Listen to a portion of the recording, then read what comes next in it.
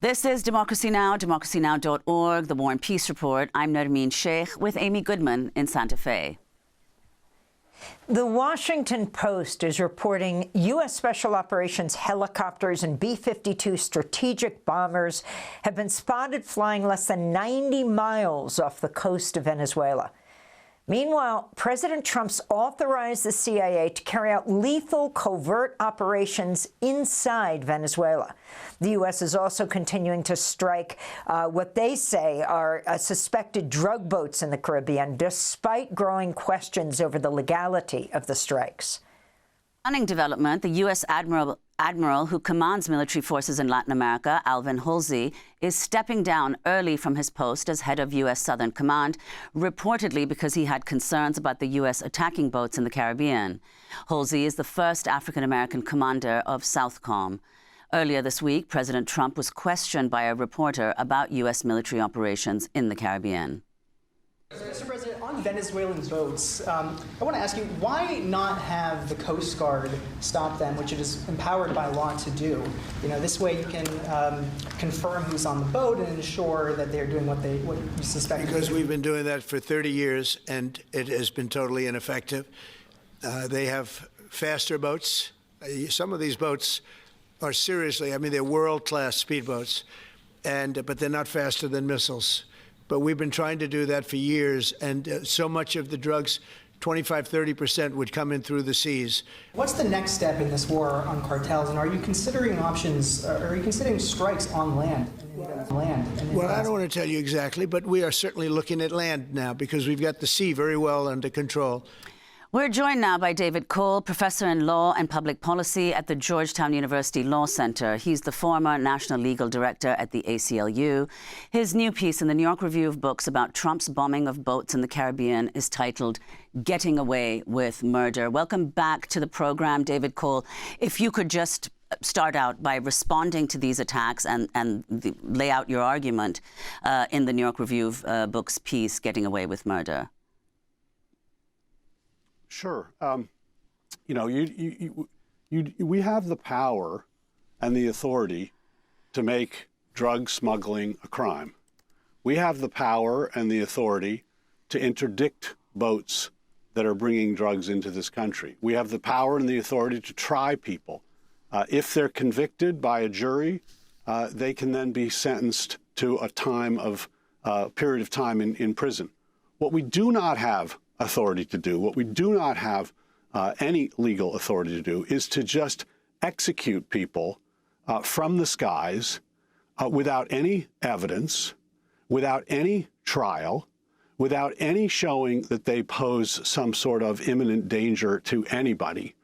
And yet that's what President Trump is doing. He's taken a metaphor, the war on drugs, and mistook it for an actual war, and is now engaged in premeditated execution of civilians. We're not at war. No one even heard of this organization in Venezuela, Tren de Aragua, until President Trump declared that they were somehow attacking us and justifying his use of military force. So we're not at war. And even if we were at war, people on these boats are civilians. They are not attacking us. And under the international rules that govern armed conflict, you cannot target civilians unless they are actually engaged in hostilities against you, unless they are actually shooting against you. That is not what's going on here. These are sitting ducks, and we are simply engaged in cold-blooded murder of individuals who may or may not be drug smugglers. So, David Cole, you have actually Republicans as well who are condemning this, like Kentucky Republican Senator Rand Paul.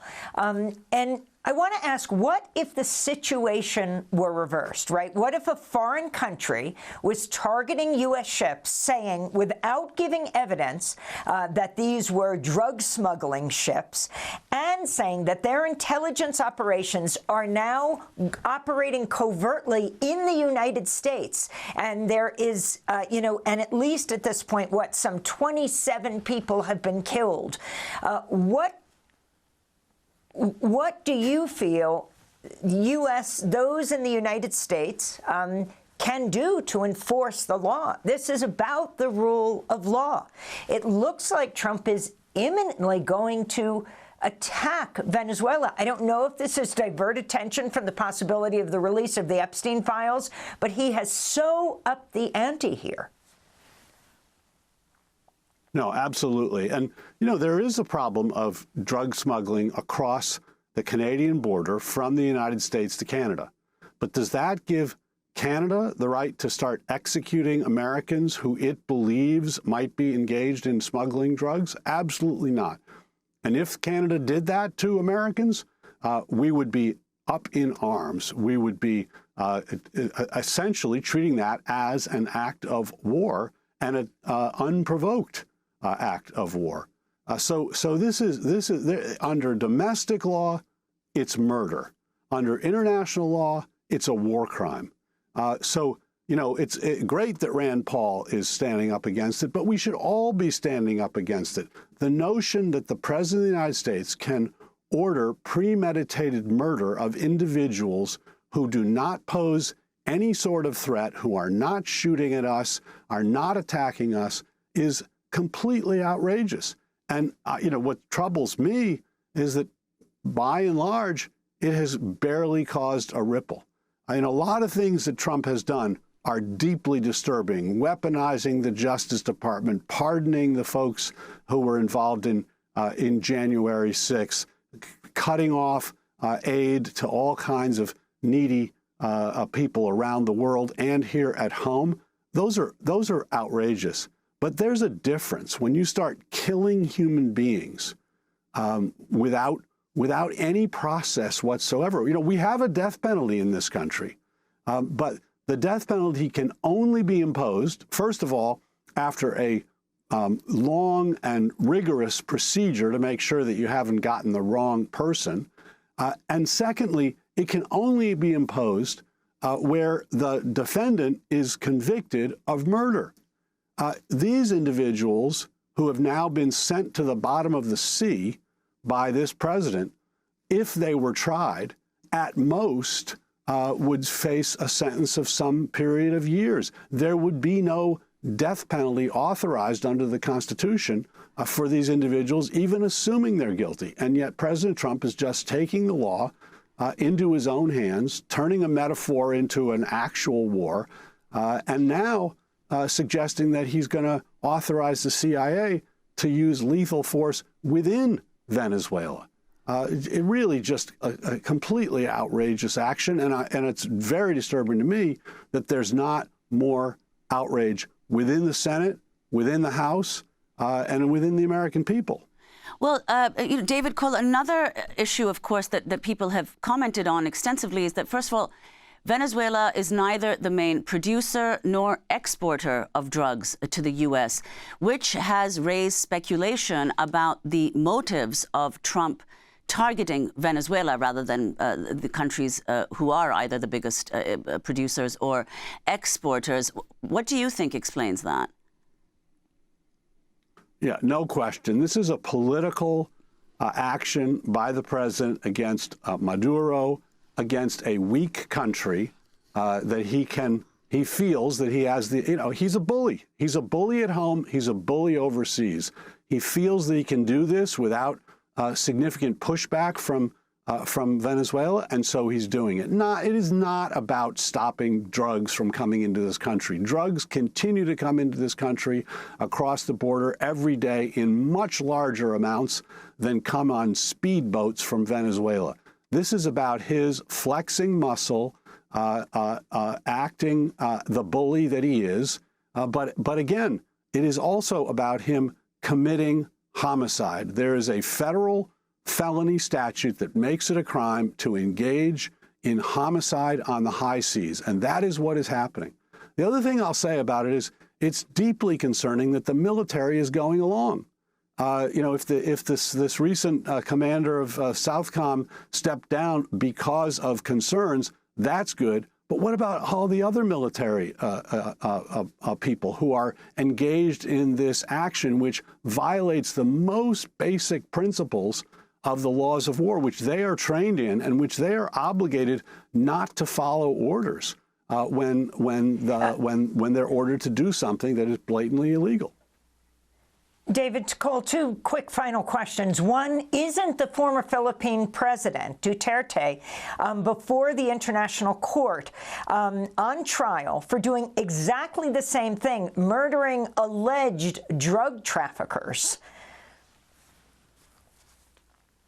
Yeah, and President Trump has immunity from criminal prosecution in the United States because the Supreme Court gave it to him. He does not have immunity from international prosecution, and nor do those individuals who have participated in these murders. They can be tried in international tribunals, and they should be. And finally, you have Pam Bondi, the chief enforcer of the law in this country, the U.S. Attorney General. As we move into a segment now on No King's Day, comparing how the U.S. is dealing with these so-called alleged drug traffickers who they haven't presented evidence of before they kill, to Antifa, and saying that they are going to deal with Antifa in exactly the same way. I mean, this is a key point, that they are going to take out Antifa as they're bombing these boats and killing people. Your final comment as a constitutional lawyer on what this means, especially as we move into what could be the largest protest across the country in U.S. history. Well, I think this is an opening wedge, right? You start by targeting the vulnerable. You start by acting overseas. You start by going after immigrants, and then you turn it on your own people. And we've already seen him turning the military on his own people in Los Angeles, in Washington, D.C., in Chicago, in Portland. He is turning the military on his own people. And the rationale that he offers for being permitted to kill people without any trial, without any process, on allegations, does not stop at the borders. When you have the Attorney General suggesting that similar tactics are going to be used against our own people, that demonstrates the slippery slope that we are on. And I think, you know, the most important thing we can do in stopping that slippery slope is go out on No King's Day, is show this president that we don't want a president who kills illegally in our name. Well, thanks so much, David Cole. And we're going to go to the No Kings protest after the break. David Cole, professor in law and public policy at Georgetown University Law Center and the former ACLU National Legal Director. We'll link to your new piece in the New York Review of Books, Getting Away with Murder. Thanks for watching Democracy Now! On YouTube. Subscribe to the channel and turn on notifications to make sure you never miss a video. And for more of our audience-supported journalism, go to democracynow.org, where you can download our news app, sign up for our newsletter, subscribe to the daily podcast, and so much more.